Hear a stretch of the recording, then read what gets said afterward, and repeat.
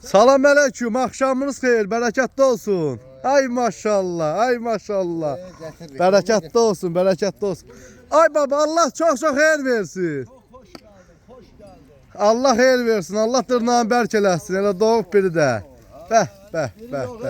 Gündə 7-8'i. Allah xeyir versin. Bu ayın neçəsidir baba? Düğün ayın 9'u.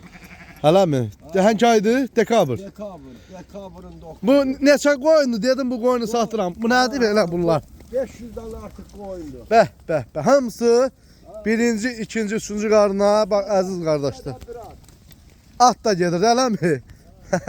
Allah xeyir versin, Allah xeyir versin.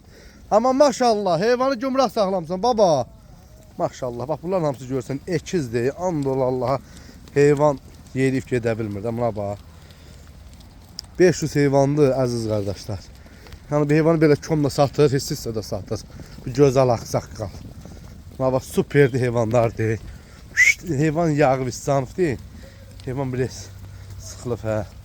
Allah alan qardaşlara xeyir versin. Maşallah olsun. Görürsünüz nə heyvanlardır. Maşallah. Hamısı 1-2'dir. 1-2.